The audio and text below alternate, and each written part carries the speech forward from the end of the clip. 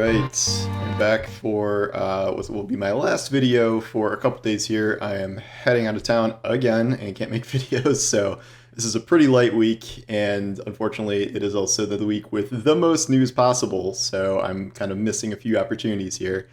In deciding on what to do my video about today, I kind of covered the Witch Queen reveal and stuff yesterday, but I can't really go on without swinging back around to the grand finale of Osiris Watch, which, thank you, was proven ultimately correct. Again, I know I'm not the only one who had this theory, and I know some of this leaked, but I didn't see those leaks, so I was just kind of using context clues that Osiris was being super shady for an entire year to kind of puzzle out why I thought Osiris was secretly Savathun. By the end there, the lore was like really spelling it out. Like there were entire entries dedicated to Savathun kind of walking around in the skin of someone in the last city, and then Osiris just does a bunch of extremely shady things. So we are not hiding this reveal until with the Witch Queen, which I think is a good idea. The season pretty much opens with this exact reveal, where we hear that Osiris is hiding out in the Dreaming City with Mara, and so we go to find him,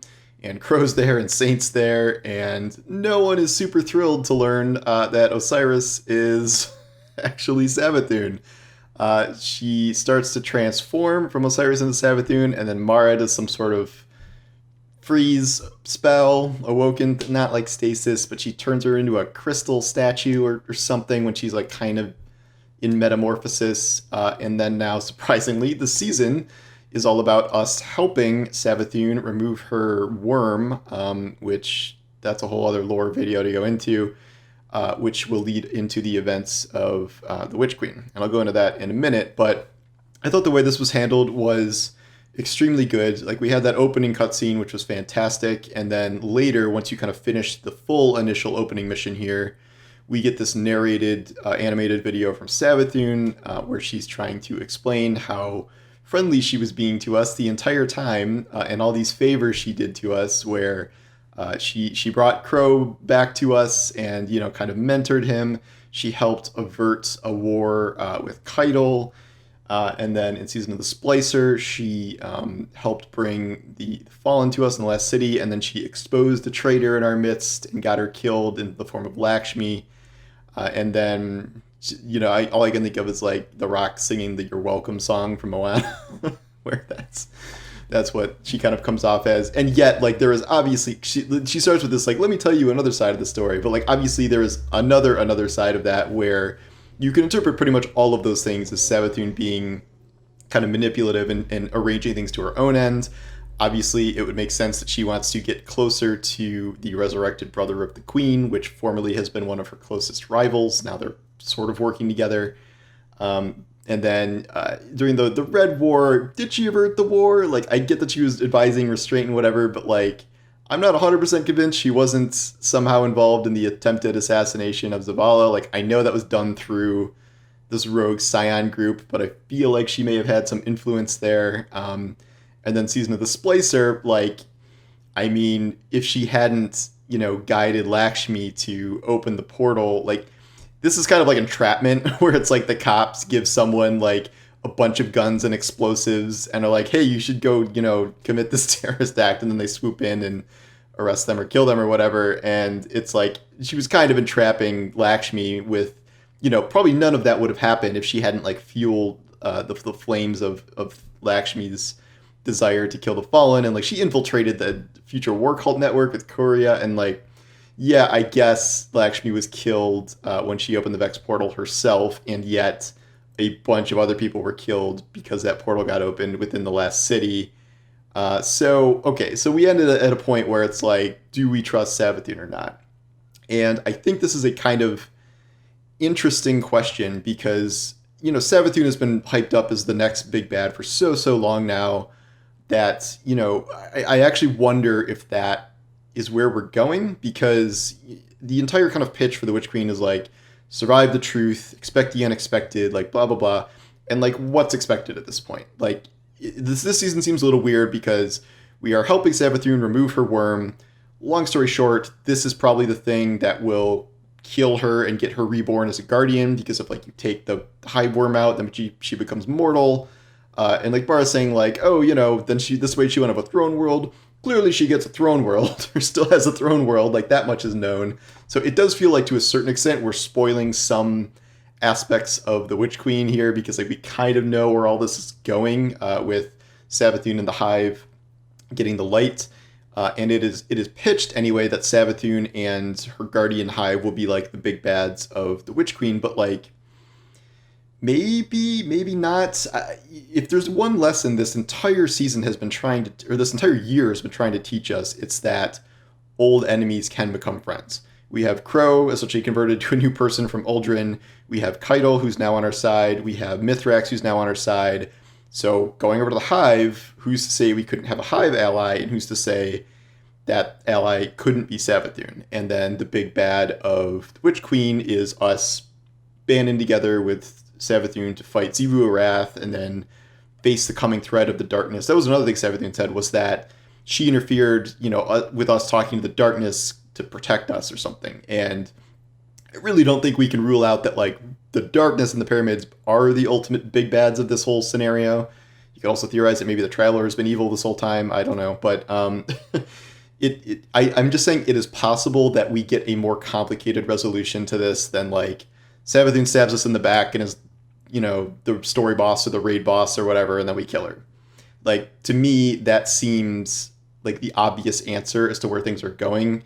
So given the trajectory of where we've been so far, like I would not rule out the idea of Savathun potentially becoming an actual ally. The problem here is like Savathun is a character that is entirely based on lies and deception. Like that is her whole thing. So this isn't like, Mithrax has always been, he seems like a pretty upstanding dude, and like Keitel has her honor and like that's her whole thing, and she, respects us as combatants and blah blah blah. Whereas, Savathun is just, at least the way she's been presented, is like she's the master of manipulation.